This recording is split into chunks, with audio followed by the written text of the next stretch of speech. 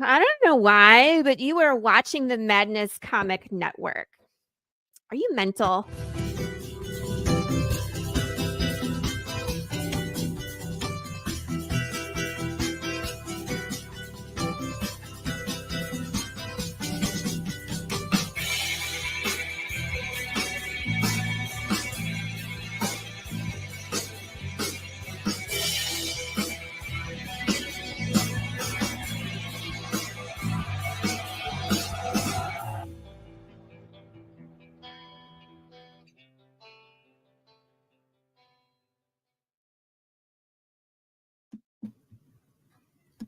Hello and welcome back to First Impressions. We're back live this week. So our last couple weeks we were pre-recorded, but welcome back. So this is a show where my co-host Dash Hooper and I evaluate a new album each week with a few simple ground rules.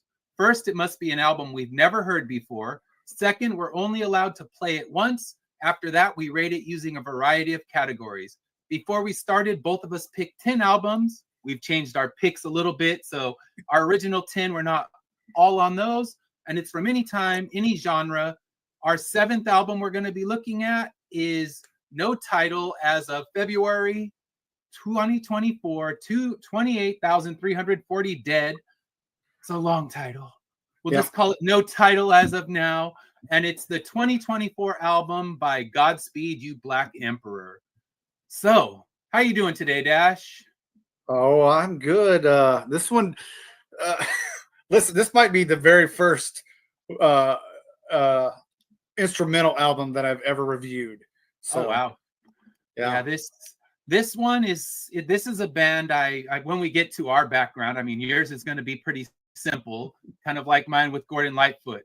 I had no knowledge. I knew the name, but that's about as far as I went. But this one I have a lot of background with. So this is one of those bands that I go way back with. So there's kind of a picture of them. You don't really find band photographs of this band. They're not ones that go out there and have a YouTube or an Instagram. They try to keep themselves mysterious and let the music do the talking. And yeah, definitely did that.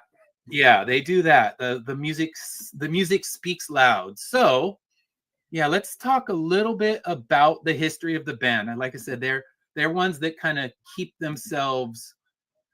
They keep quiet in as far as talking about themselves. So it's really hard to know much about them, but I did some research, found out what I could find about them. And 1 second, I have to fix our thing. I realize it has a misspelling. So, all right. So little history of the band. So we talked about it with Chuck. It's another Canadian band. So Godspeed You Black Emperor is a Canadian post-rock band formed in 1994 in Montreal, Quebec. And they're known for sprawling orchestral compositions, politically charged themes, and experimental music. So just so we can clarify real quick, if you don't know what post-rock is defined as a subgenre of experimental rock that's characterized by an exploration of textures, timbres, and non-rock styles, and it's associated with unconventional song structures, extended instrumental passages, and minimal or no vocals. Another way that I've heard people describe it is post-rock is the music that you'll listen to when the world is ending, and kind of fits that theme really well. If you listen to this album, that sums it up perfectly. If you listen to any Godspeed album, it is definitely the music that you could listen to as the world is crumbling around you. Yeah, like I literally pictured, like if I was on deployments and doing certain things on my deployment, some of these songs would have fit in perfect with like the montage or the things that I was doing on deployment. So I totally get it. I know where they're coming from. Yeah. So they were founded in 1994 by guitarist Ephraim Minuk, bassist Maru Peasant, and drummer Mike Moya. And their name came from a 1976 Japanese documentary about a biker gang that was called Godspeed You Black Emperor. So they got the name from a documentary about a Japanese biker gang. I've never seen the documentary, and doing my research, that's when I actually found out how they got their name. I never knew it, but just now something we know. So they used to be a loose collective, and they would just get revolving musicians and bring them in. They still kind of do that today in their live shows. If you see them, sometimes they'll bring in a horn section, sometimes they won't.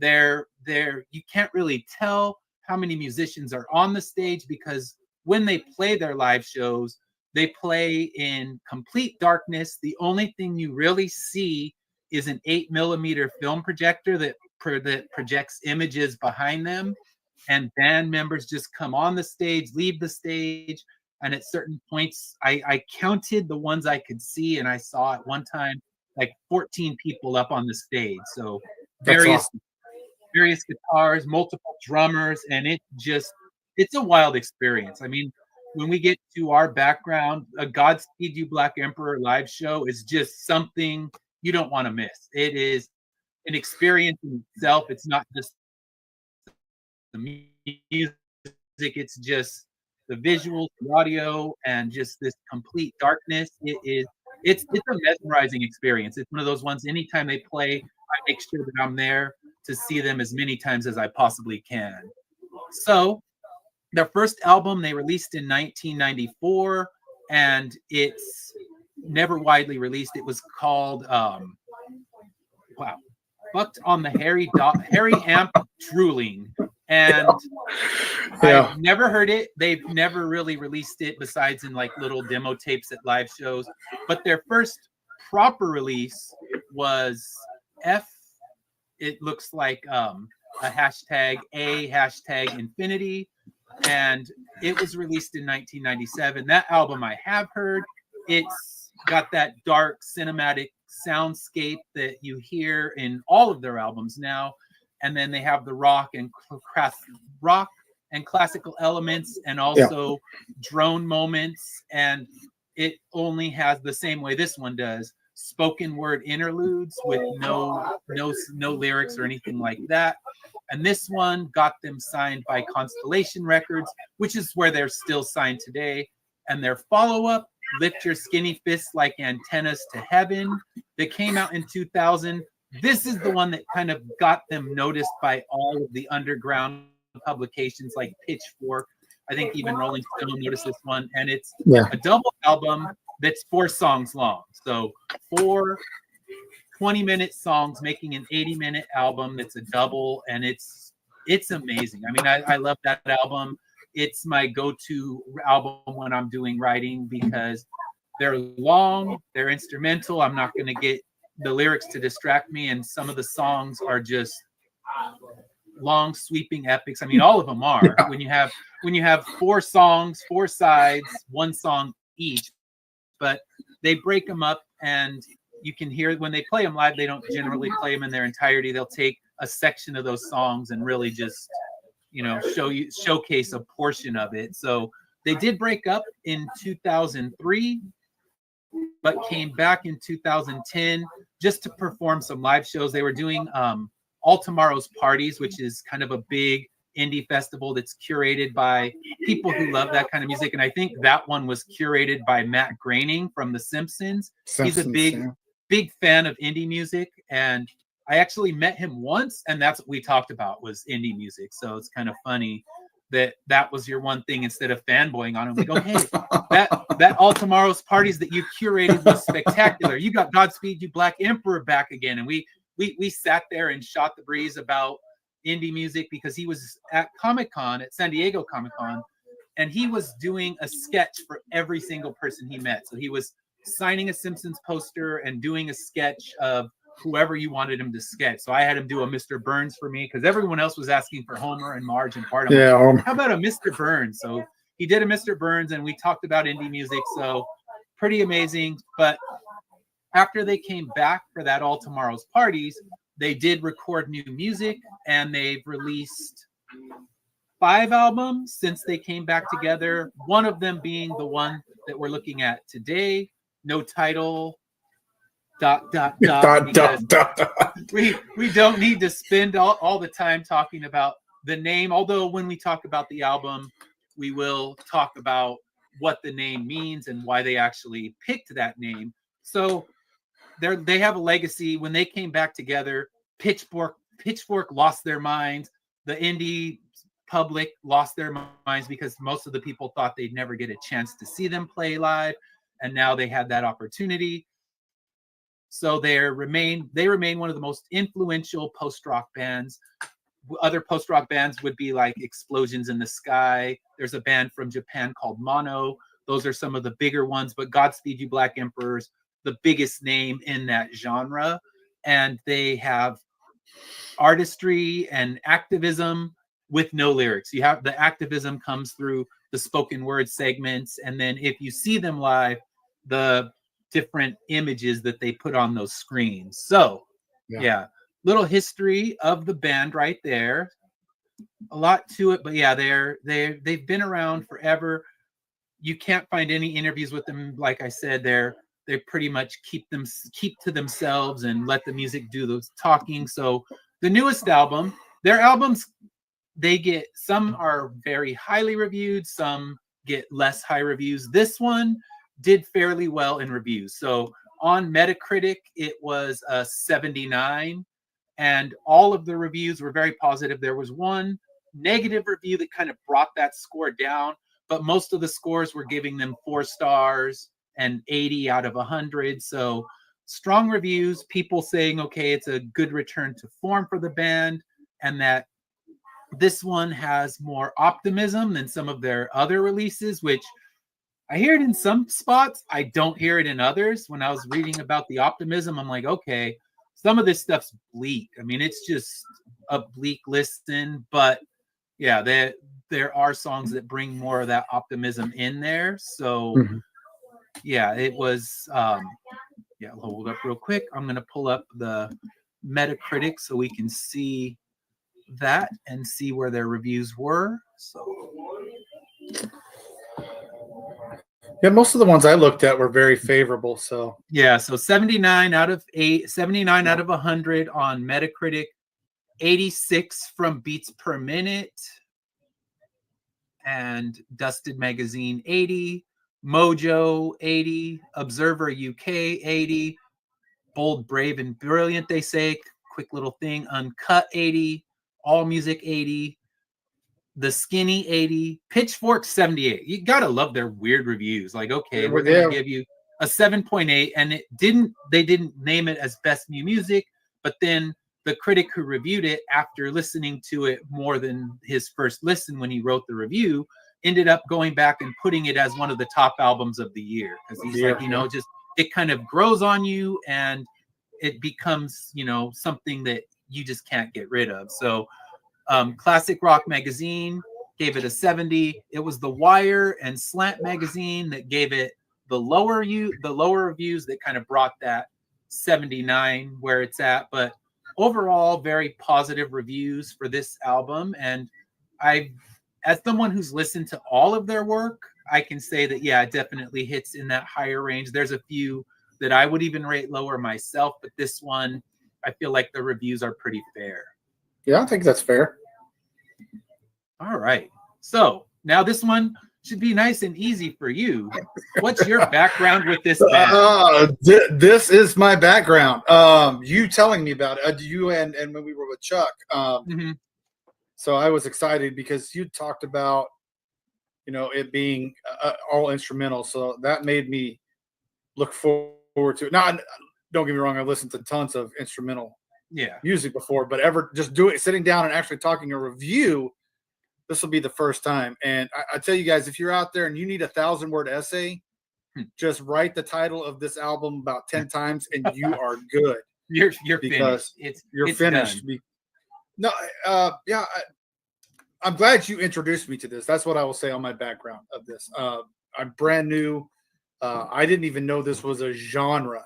Yeah. To be honest with you. So I'm looking forward to listening to more, especially after listening to this one. So yeah, and from other bands. So I know you're doing your 1,000 albums. I can give you a good chunk of solid post-rock albums that you can listen to. And for this for my background, I was introduced to this band in 1999. One of my friends saw them play in Phoenix, and he was just blown away. He's like, I just saw this band, and they blew my mind because they play in pitch black. You don't see who's up there on the stage, and they just have this 8mm projector that's throwing these crazy images. You'll see images from static to images of war to images of just kind of a decaying animal to images of just driving through a field. I mean, it's just constantly moving, and there's points in time when the music is so low you can hear the 8mm projector chugging in the background. And it's like, all right, that's a flashback to, you know, the days in school when you get all excited when the 8mm projector would roll in and you get to watch a movie on that. So it's kind of, you don't see those much anymore, and they still incorporate those into their shows. And like I said, at one point I counted 14 musicians on the stage, so it goes up and down, and they just kind of come and go. No one stays up there besides the core that you see right here. Those are the ones that are always on there. But like I said, sometimes a horn will come, sometimes a horn section will come on, sometimes more strings. And yeah, it's just wild to watch, seeing as much as you can when it's in dark. And a lot of the venues now don't let them do the pitch black thing that they used to do. So you get a little bit of lights on the stage. That's how you can get even a picture like this, where you can see there's some people there, but there's no stage lights lighting them up and letting you see, you know, someone being showcased or anything like that. So he introduced them to me, and I finally got a chance to see them and was just completely blown away by the live show. So now I've seen them multiple times. I use them as one of my primary writing sources. When I'm writing, I use their music because it's just instrumental. And if I'm writing a bleak scene, they have the perfect soundtrack for that. And they did get used. One of the things that they did get used in was in 28 Days Later. They used their song as the opening song when everything was falling apart. So most people, if you hear it, you'll be like, okay, now if you watch the movie again, you'd hear the song and you'll know what the Godspeed sound is. And they get used in that particular scene. So that's the one place where you might have seen them, even though you didn't know you've seen them, or heard them, I should say. That makes me now. Yeah. So now if you go back, you can listen in for it, and you'll know, okay, yeah, now I do recognize that. So that's one place that most people do actually know them, even though that you'd have to watch the end credits to realize it wasn't just something that was done by the composer of the movie. And yeah, I've said this all along. If my book ever does get adapted into a film, I want them to write the score for it, because I could just imagine a beautiful score if they did those kind of things. Now they barely license their songs out for movies. So good luck, but hey, dare to dream. That's all I can do. So yeah, there's someone. Yeah, I listened to them. I even thanked them in the first issue of my comic, actually the second issue, when I did a thank you section. They were thanked in that because I listened to that. There was one show that I have a recording of where they played this small church in Los Angeles, and I played that recording over and over through the writing of issue 1 of Immortal Era. So yeah, they even have a thank you in issue 2. So yeah, I've been listening to them for a long time, like I said, since 99 when I was introduced to them. So I have a longer background with them, and yeah, like I said, they're definitely one that you want to see if you get a chance. So before we go into our thoughts, the title of the album. So the long title that we refer to as, you know, the no title ellipse, but no title as of 13 February 2024, 28,340 dead.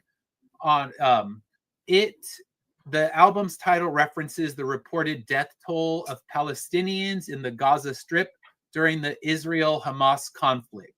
So that was how many had died as of the release of the album. Unfortunately, the numbers have grown, but that's where they came up with that title. And it's finding a way to be a political band, even though you have no politics or no lyrics. You know, Rage Against the Machine, they scream their political views right out loud for all to hear. Or a band like Godspeed You Black Emperor, they don't have a way to scream it out, but a title like that lets you know what they're thinking. Yeah.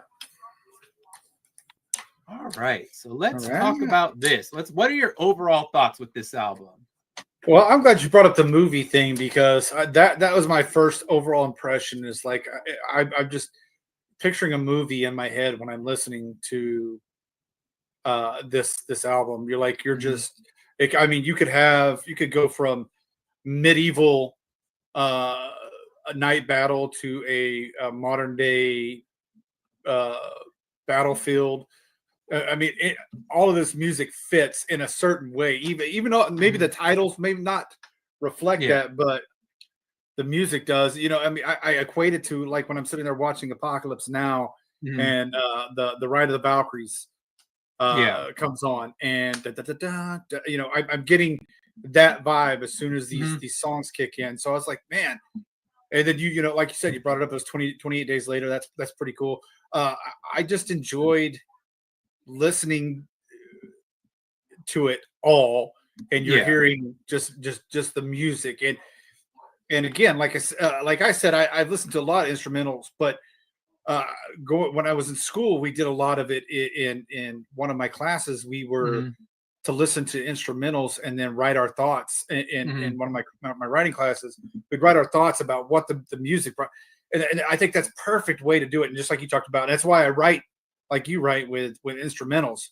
And I just was sitting there getting lost, and you're just, one minute you're feeling like you're ready to charge into battle, and the next minute you're like, something bad has happened, something has not turned out, and I love that through the entire, like, you know, we all the other albums we've listened to, it's pretty much one steady, you know, like he broke her heart, and she's mad at him the rest of the way through it. Where with this one, you're charging into battle, and somebody got hurt, and then they make an overall recovery, and they're charging again. That's what I like about the ebb and flow of the instrumental. And so overall, I just loved it. I was just I've listened to it since my first. Now I've listened to it 3 more times.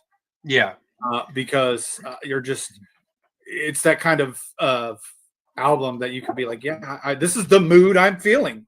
This is the actual mood I'm feeling. So that's my first impressions. Is just fantastic album. Yeah. So for me, I mean, I'm coming in with a huge bias. I am a gigantic fan of this band. So it was a surprise to me that I hadn't heard this album. I didn't know they released it until I'm looking at the end of the year best of list. I'm like, holy crap, I just missed a Godspeed album. Perfect. We can throw it on our show and, you know, introduce you to them, and me getting to listen to one and talk and think about those first impressions. So for me, I just thought it's another amazing release from this band. I mean, and not all of their releases are perfect. They all have a song or two that are just mind-numbingly good. But this album, I think, works as an overall one, and I think that's why it got higher Metacritic than some of their albums did. But I think it's got that expansive cinematic sound, and the band is just firing on all cylinders. It takes the listeners on a deep emotional journey with no lyrics at all. So like you said, you can imagine different things. You know, you are the 8mm that's playing in your head, and you're seeing these images and things like that. So that's a good way to look at it. Absolutely. So for me, I think of it like this. It's like, it almost feels like waves in the ocean. Like it's a building huge wave. It crashes and then it starts to build again. So it just builds and crashes and builds again. And I also felt like this is the first album we've played that's truly a headphone album, where you need to play it with headphones, because you're going to pick up on things that you would miss the first time. So I've played it through the speakers. I played it through the headphones, and I played it on a run. That's not the ultimate way to listen to it, because you miss all the nuances and you hear the cars around you. So I found the great way to listen to it through the headphones, the not so great way on a run on a busy street. So that way you lose all the subtle nuance and get nothing from it. This is a dark room. Like you said, if they play in the dark, you might as well listen. This is a dark room. Put the headphones on, close your eyes, because the way you can, like you said, the way you can pick up on certain nuances. Like on the second time through, there were things that I obviously missed through the first time through of the way the instruments, again, where they pick up in the emotion. Like this is a song where you pick up emotions without lyrics. So and I love that. I love that you can, tell when somebody's sad or angry or in the song. So you can really get that feeling without having to hear a word. But standout lyrics, I was going to drop this one, but since they have the spoken word interlude, I found the translation of it. So I'm just going to share the translation instead of trying to say it in Spanish. Forget it. I would fail, and I don't need to do that. So let me find that here. All right, so here, the raindrops cast in lead. It's the only words muttered on the entire album. Everything else is purely instrumental. Godspeed, You Black Emperor albums, they have ones where there's, just interludes that are someone talking and reminiscing, someone talking about, what was one of the ones, like someone's talking about Coney Island and how much he loved it and how it's fallen apart and it's not the same anymore. And then their music kind of sweeps over that and you get the same feeling that the man's talking about in the album. So this one, raindrops cast in lead, and here's what the translation of that is. So raindrops cast in lead, our side lit up, then put out and buried and extinguished underneath the perfect sun, underneath the body falling from the sky. They were martyrs falling, because on our side, they were martyrs since before we were even born. The women who tried and were killed for trying, the women who died young, furious or old, and never saw the sunrise, innocents and children, and the tiny bodies that laughed and will sleep forever and never saw the beauty of the sunrise. So you hear these lyrics and, oh my gosh, it's giving us ads. We don't need that. But you hear the lyrics and it just, they're even more powerful when you get them translated, and you see it's kind of up until that point, the song had this very kind of dark overtone to it. And the song kind of builds early for a Godspeed song. It still takes about 2 minutes to build, but it builds and then it kind of comes back down for the musical interlude and then builds back up. And it's almost like they're bringing some positivity after these dark lyrics. Like, okay, as hopeless as this feels, we can still dig and find hope in the world. So yeah, it's the only lyrics, but when I translated them, I'm like, okay, even though it's not a lyrical album, it's a good poem. I'm assuming that they found from someone. It's credits who wrote the poem or wrote and said that in the album, but unfortunately I forgot to write that down. But standout lyrics being the only lyrics, I'll make sure that I put those ones in. So now we can talk about, what were your favorite tracks on this one? I mean, right from the get-go, it was I love the sun as a whole. The sun as a whole, sun is vapors. And then I really like that one. Raindrops cast in lead, I really liked. And then my other one is the pale spectator takes photographs. Yeah. Again, I don't know. I can't honestly speak to them being if that's what they're really saying. I don't know if I felt like raindrops. I can definitely feel like, I can say there was, I could feel like there was probably raindrops in there, but that was the ones that were just very, I mean, like I could just sit there and I'm just in it. And you in that first, I mean, again, we talk about this every time we do this show, and every time we do this show, I will continue to talk about it. The minute it opens up, you got to feel it, and you're feeling it from. I mean, you're just. I mean, it's boom, and then you're right there, and it's not like it's not like you're listening. You're waiting because I knew this was instrumental, so it's not like I'm waiting for words. I'm waiting for that emotional lyric or that emotional stanza to come in. Well, not stanza, but part of the song to come in. Yeah. And it does, and you're just there, and you're just like, all right, I'm good. Whoa. Yeah. And Raindrops does that. Mhm. And yeah, so that one's strong. Yeah, that one's a strong one where you're just like, and then again, you get the spoken word, but it's definitely a backseat. I like what they wrote, and I like what you translated there, but it definitely takes that spoken word, while it means something, takes a backseat for this song to me still, because of the powerful of the music, and it's fantastic. Those are my three. Now, I enjoyed every one of the songs. Yeah, but those three were definitely the ones where I had no problem on a second, third, fourth listen repeating again, because I was feeling it. Yeah, so better than Jethro Tull. I mean, that's a matter of opinion. This is one of my favorite bands, so I'm going to be a biased one in this. And I know, Dash, you grew up with your brother loving Jethro Tull, so it's, I won't say better or worse. I'll say it's a completely different experience.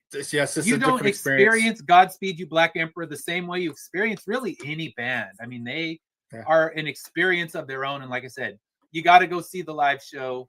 Then you truly have experienced Godspeed You Black Emperor, because it's mind melting, and you always get to pick your brains off the ceiling when you're done with one of their shows. So I love seeing them in March. I'm ready. Yeah. I love the flute in Jethro Tull. So I mean, that's about the only comparable parts, but the flute parts in his songs take me to a different place, to where this album took me to a totally completely different place. Like, again, when I listen to Jethro Tull, I don't see myself doing the things that I did on Deployment, where with this, I definitely could, if that makes any sense. It's a different experience. It's like saying, okay, better than Stevie Wonder? No, different. That's the beauty of music. You can experience different musics in completely different ways, and you're still gonna have feelings, and good, bad, or otherwise. But yeah, just better, worse. I mean, I'm the wrong one to ask. You're talking one of my top 5 bands right here, and how they, like I said, how they snuck a release without me noticing. Well, I guess their whole not doing press thing kind of backfired on them, because I would have been being instant buy on that one. And kind of like The Cure, I went to record stores around me and they didn't have it, so I had to do the Amazon thing. I'd always rather throw the money at a local record store, but if you don't have it, I'm stuck giving Bezos more billions. But oh well. So yeah, for me, my first, I had it was a hard time narrowing it down, because it's kind of like, all right, I love the album as an entire piece, but I love Babies in a Thundercloud. It kind of starts with, you hear thunder roaring, but it could be gunshots. You don't really know. And the initial guitars sound like an oncoming train. And then these layered guitars just build and build, and then finally merge with the strings and the drums. And the song just goes bigger and bigger, and then drops and builds again. And I think, if I'm not mistaken, it's about a 13-minute track. So it just moves, but it doesn't feel its length. You don't look at your watch while you're listening to this song. And especially if I'm writing, I'm just going to really feel it and flow. And that 13 minutes is going to feel like a heartbeat. And, that's the thing. Some 13-minute songs truly feel their length, and you're like, okay, this song is definitely wearing out its welcome. There's one on the new Decemberist album. I'm a huge Decemberist fan, but this one, it feels its length. And it's like you could have trimmed a good 5 minutes off that song and improved it exponentially. Where these ones, even though they're 13-minute songs, I don't feel 5 minutes that could have been chopped off, because it's just almost like classical music. It's movements. It's an entire piece that builds, and removing any of it is going to compromise the vision of the artist. Where with the Decemberist one, I'm like, all right, this is just getting pretentious and it's annoying me. And it becomes like, I want to skip 5 minutes of this song and narrow it down. Kind of like with the Stevie Wonder, we had talked about, I forget the song, but it could have dealt with some editing. The one with, I think it was Black Man. And when the kids start talking and the teacher starts, the talk and repeat from the teacher and the students, that could have done with some trimming. At that point, I kind of lost the flow of the song. These songs don't do that because they follow more a classical structure. So yeah, you'll lose the story. You'll lose the story if you cut anything out of these songs. You lose the story they're telling you. Yeah. So yeah, that was my first one. My second one, it's kind of a cheat because I look at it. I bought the vinyl, and the side C of the vinyl has the final 3 songs of the album, and they feel like one coherent piece to me. They didn't feel like separate songs. In fact, I didn't even know when track 4, The Broken Spires at Dead Capital, had ended and Pale Spectator had begun. Yeah. So it felt like a seamless track, and the optimism that kind of closed out side B, it felt like it was all gone when this first started. So you had these bent notes, you had these sorrowful strings, and these pounding drums that are just going in there. And it just has this overall just bleakness to it. And then the song built, like, it then kind of moves into the Pale Spectator. As I said, I didn't know that it had even moved to a new track, because when you're playing the album, there's no pause between tracks. It's just like, we're going to keep moving this flow along. And it almost has this insect sound, this buzzing insects. So I'm just seeing these buzzing insects around a decaying world. And it got darker and more sweltering as it fed into Gray Rubble. And Gray Rubble, it to me felt like a merry-go-round, what you would hear on a merry-go-round if you're playing Silent Hill. Like, that's like the merry-go-round track from a horror movie. Yeah, so if you're playing Silent Hill and you walking up to a merry-go-round, that's what I'm gonna hear. You're waiting for Pennywise to join you. Trust me. Yeah, it's just dark, but then it's after the kind of twisted merry-go-round sequence ends, it drops a little quieter and actually builds up a little more hopeful sound by the end. But those 3 songs, as a lot of the critics are saying, okay, it has this more positive optimism. I'm like, those 3 songs, like you said, I'm waiting for Pennywise. I'm seeing this merry-go-round of crumbling zombie horses, and it's just dark, but I love it. I mean, I'm not complaining a little bit about that. But when he's like, oh, it has a more positive vibe, I mean, I guess you could say that because some of their albums are just like swelteringly bleak. But again, I like that. And my story that I'm writing isn't exactly, happy times. So it works for what I need to accomplish. If I'm trying to write a happy, great love story, I'm going to probably skip Godspeed You Black Emperor for my background. I don't think it's going to feed, great happy stories. But when you're trying to write a post-apocalyptic story in a dark world, this is your band right here. Yeah, this is Terminator Judgment Day all over it. Yeah, and when people kind of describe them as the sound that you would hear when the world is ending, it fits the bill very well. And when I'm writing about a world that's ending, this is who I want to bring in. But one thing that, talking about their live shows, I talk about it a lot, as the images always start off as just static and then eventually build up. And by the end of the show, it always goes into this, just hope. So the static disappears, and then as all these crazy images, you've just had 2 hours of this wild barrage of images, and they always close out with the words hope kind of building through the static. So there's always a hopefulness to their music. Even if it's bleak, they still believe that good can happen. So they'll always end it with one of their more upbeat songs. Upbeat is a subjective category for Godspeed You Black Emperor. Like, more upbeat where it's not like ringing death bells and buzzing flies. So yeah, you have like through one of the songs, you hear these bells ringing, and it's just, like almost like a recess bell, but clanging through all this chaos. So yeah, hopefulness, yeah, it's definitely different than what you're going to find in some of the other albums we'll talk about. But yeah, I mean, for me, it works. Like I said, we're dealing with one of my favorite bands, so I have bias just knowing what they are capable of, and this album definitely ranks high in their catalog, where some of the last couple albums have moments, have songs, but the overall weren't as strong. I think this one, from start to finish, is just a strong, coherent piece. Yeah, I agree. And you could remove all the track breaks and just play it as one track, and it would feel like a perfect flow. And that's actually when I listened to that live show, it's not tracked, and that's exactly how I want it. Because in their live shows, they don't stop for audience applause. They don't, okay, we finished this song, let's wait for the applause, take our bows. Like, nope, it's just one seamless track, one seamless moment that just goes on. And then when you start seeing Hope, and then it fades back into the static, you know the show's over. No encore, don't ask for it. They're not coming back on the stage.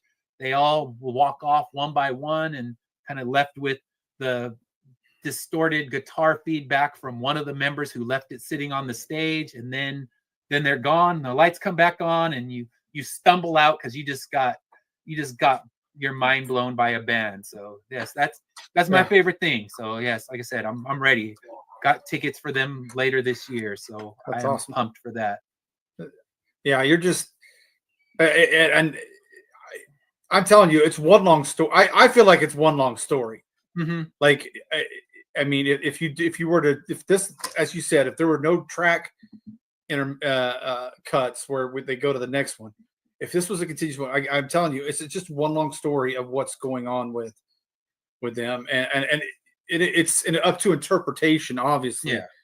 To whoever listens to it. Like, you know, for me, again, it could be just one long battle scene from a movie, or to somebody else, like you said, it could be a horror movie. It's just it's one long story, and that's what I loved about it. And I think that I think lots of other people should do this more.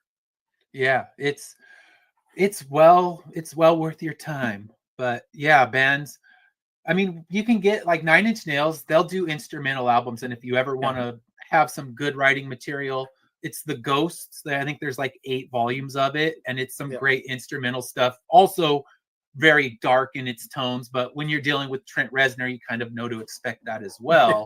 And it's funny because Trent Reznor actually brought Godspeed You Black Emperor on tour with him, I think probably like 2008 or so. So they were the opening band, and I can't say the Nine Inch Nails crowd were feeling them, because it's like I don't think they knew quite what they were getting. And when you get, it's totally different. Yeah, you get totally people that are going just for the radio songs, they're not going to really appreciate it. But you had people that you could tell were really feeling it and just were blown away by it. So I'm sure they gained some new fans through that, but they also had, you know, just people chatting through the whole thing, kind of like, all right, why is this band wasting my time? I just want to mosh the head like a hole and let's get on with this. So they're not really there they don't want to even hear the deep cuts of 9 Inch Nails. They're like, I just want to bash somebody tonight, and this music is unbashable. So what the hell's going on?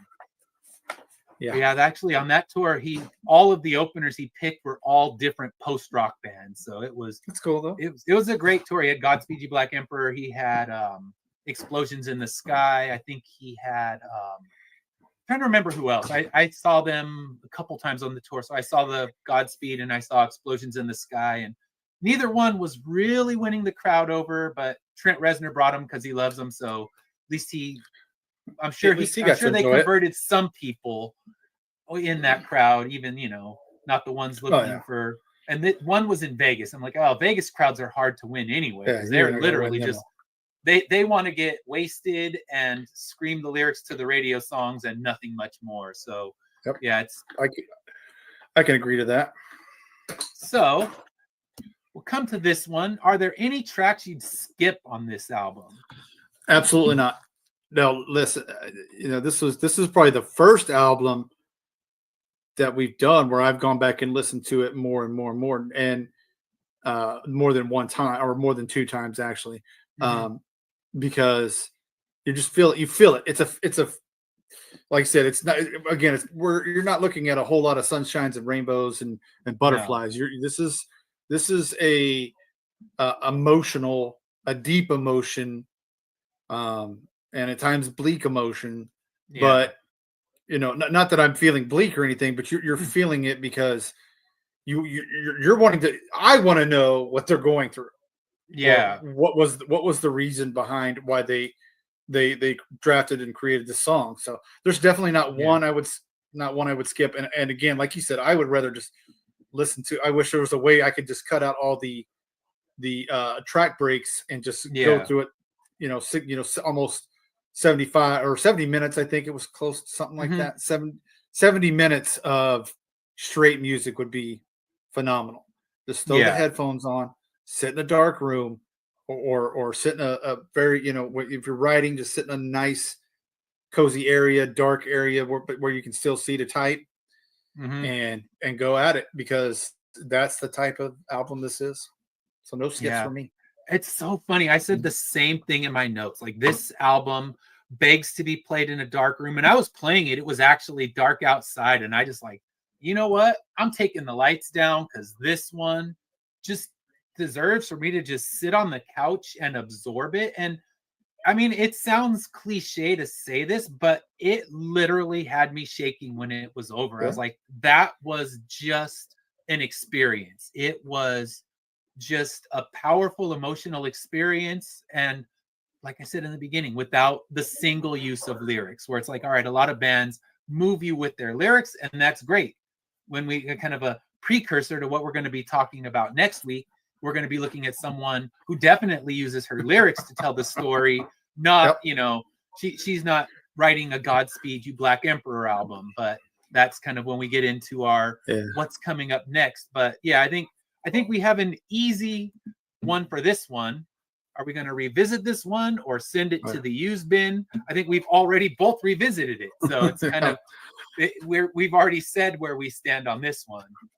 Listen, for me, this is like listening to John Williams. Listen, when you're listening to Star Wars interludes and Star Wars, this is comparative to that, as far as, I'm not seeing Luke Skywalker and Darth Vader, but I'm feeling the music like I feel when I'm listening to Superman soundtrack or Star Wars soundtrack. You're in those scenes. Again, I'm in the scenes. I don't, again, it may be different for everybody, but for me, I'm in those scenes. I'm in that big battle, and I'm in that where at one point the battle is going downhill, and then it turns around, and you're regrouping and recharging. And so that for me is definitely a revisit. And it's one that you, again, if you're a writer, creator, artist, painter, this is the album you need to revisit over and over again. 100%. And it is. I was at the library doing some writing on Tuesday, and this was the album that was playing. I let it play multiple times because it just, like you said, it's perfect for that. And you're going to create whatever imagery you want. We know that a lot of this album has to do with what's going on in Gaza, what's going on with those wars over there. They're affected by them because the entire band is Jewish, and they're going to be affected by that even more because they're watching their homeland being decimated by war. And that you can feel that they are upset about things in certain parts of this album. You can feel the upset, even though they don't need to say it. Like I said, when it's Rage Against the Machine, Zach De La Rocha, we hear his upset because he's screaming it at the top of his lungs, and he's letting us know, and they're letting us know in just the same way without screaming it at the top of their lungs, but the emotions are there one way or the other. So yeah, it's definitely the easiest one that for a revisit. It's kind of, for most of these, we've been pretty easygoing. Not many have made it to the used bin besides my god-awful copy of Gordon Lightfoot that skips so much.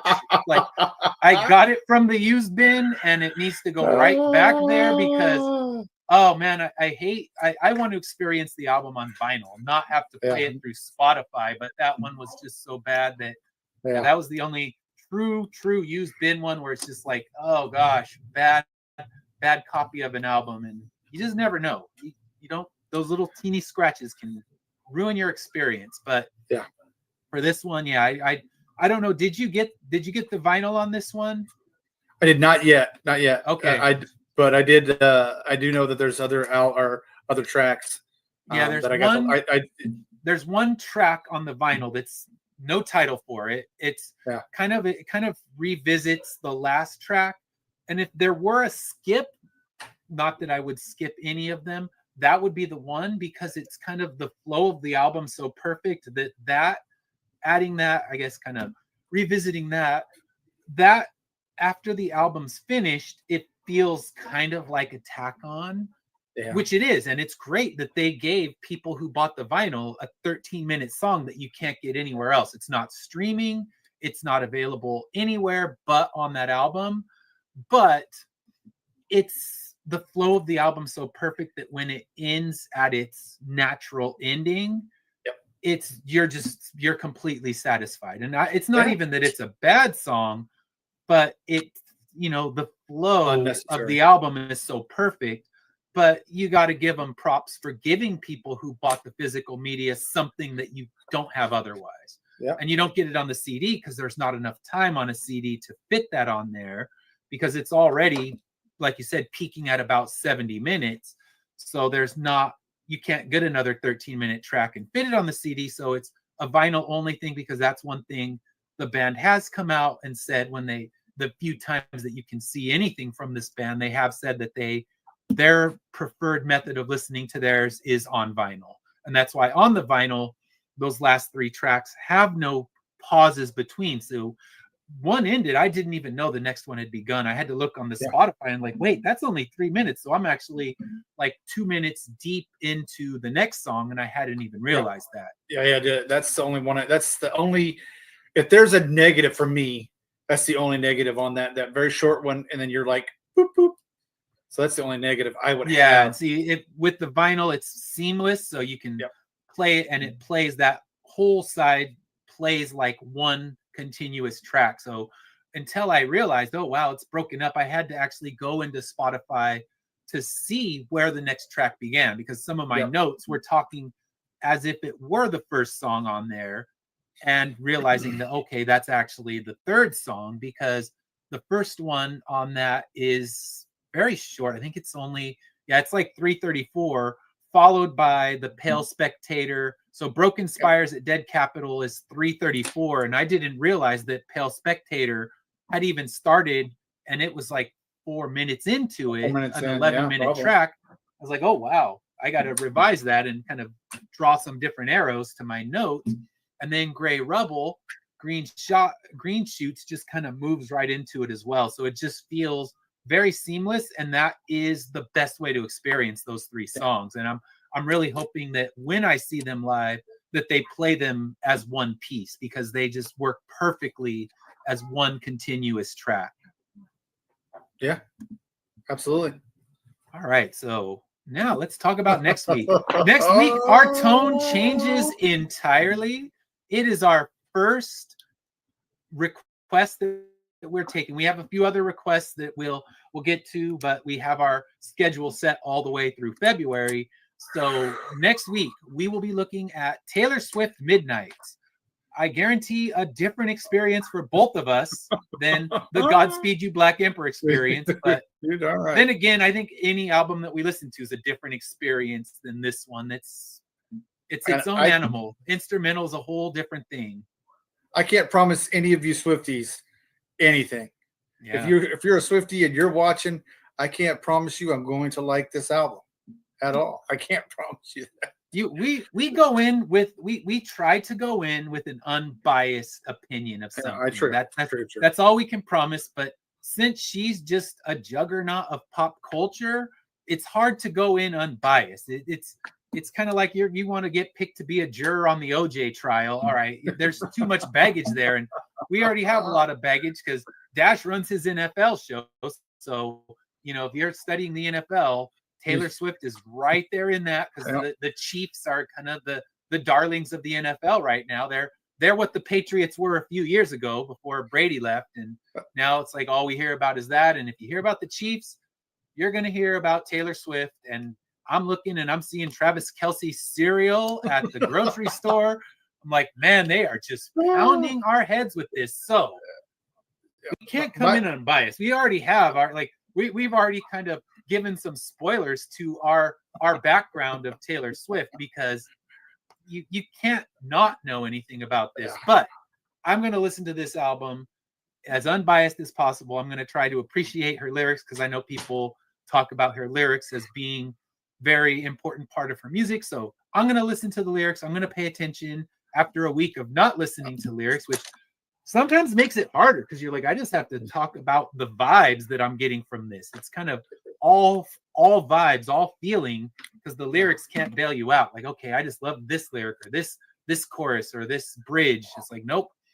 What are you feeling about the music itself? So we will come in as unbiased as possible. If you're Swiftie and we don't love it, we apologize in advance. Yeah. So don't come after us. Yeah, my good friend who does all my reading shows with me, my good friend Amber is the resident Taylor Swift expert. She will be watching. Mm-hmm. She's the one that requested this, by the way. All right. So she needs to tune in, drop the comments, tell us why we're wrong, or if we're right, tell us why we're right. I always tell you, you can tell me at any time why you think I'm wrong. And I had some people tell me I was wrong about Gordon Lightfoot. Someone's like, no, actually, that song that you said is the worst. That's my favorite song on the album. And that's great. Oh, I get that all the time. It's a god-awful Christmas song, and I stand by my feelings on it. And next year's Christmas song takedown, it will make the list. Yeah. But we have 2 songs that'll make the list. So we didn't know them beforehand, but we got a really terrible Jethro Tull Christmas song, and we got the Gordon Lightfoot, 2 depressing, horrible Christmas songs to be placed in the category of Christmas shoes if you want to be depressed on Christmas. And it's like, come on, we can be depressed all year long. Let us at least feel happiness on Christmas. Yeah, this album is a payback for me making her read Game of Thrones. So there you go. I'm getting my payback. It's her payback, and why I'm lumped into this payback, I don't know, but I will take the beating with you because if I'm going down, I'm going down. I want to go down with somebody else. So this ship's gonna sink, and we'll both stand on it as it's going down. But yes, next week. Don't miss it. Now she's got to tune in. I think it's a prerequisite that she watches and just comments all the reasons why we're wrong and how we got all of it wrong. And she needs to go, if she likes Taylor Swift, she needs to go find Soccer Mommy and try to get her into that because she would enjoy that. She will definitely tell us why we're wrong. That's beautiful. I'm ready. That's awesome. No, that's what we want. That's exactly what we want. Yep, that's exactly what we want. No, I just don't want to get canceled. I just don't want our show to get canceled. We're doing really good. We're picking up steam on first impressions. You guys keep watching away. Keep giving us some love out there because Ed's doing a great job with the show. I love every minute of it, and we're picking up steam with this. And so I do. Yeah, hope there it is. I do not want to. We don't hate this next album. So there you go. We're gonna end like Godspeed ends all their shows with a little ray of hope that maybe Taylor Swift will win over 2 50-something-year-olds. We're going to be the new Swifties standing at the concert, holding the sign without our children. We're just going to be like, no. I'm going to be there alone. I'll be the only 50-year-old guy that's not a chaperone for a parent. So much like the Billie Eilish show I took my daughter to, I was standing in the back with all the dads watching their kids have a great time. And I mean, she's a great performer.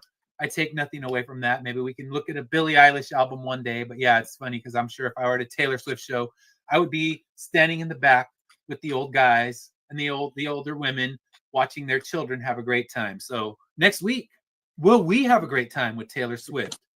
We only have hope. All right. And throw your requests in the comments for Ed or me. Yeah. Or drop your requests in there. We will get to them. This one, we did have a request for an instrumental album. So here we are, our first instrumental album. Thank you for the request. And we'll see you same time, same place next week with Taylor Swift. It's on. Good night, Cat.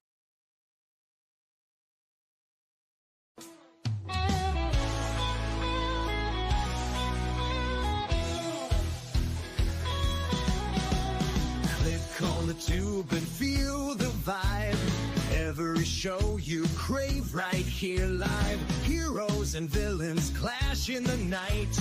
Madness Comic Network sets it right. Scroll through the list, find what you need. Epic battles and fast-paced speed. From capes to cosmic space delight. Tune in and watch your favorites ignite. On Facebook, share the thrill so grand. On X, the buzz across the land. Madness Comic Network all around. In every episode, joy is found.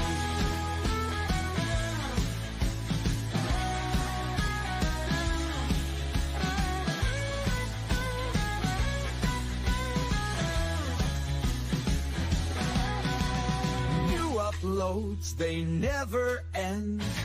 Superheroes and their friends. Catch every twist and every turn. Madness Comic, you will yearn. Stay up to date with every twist. Madness Comic, don't miss a gist. From laughter to tears, every mood. Madness Comic sets the groove. Click that button and subscribe. Catch the wave and ride the tide. Join the fun, join the craze. Madness Comic brightens days. Hey!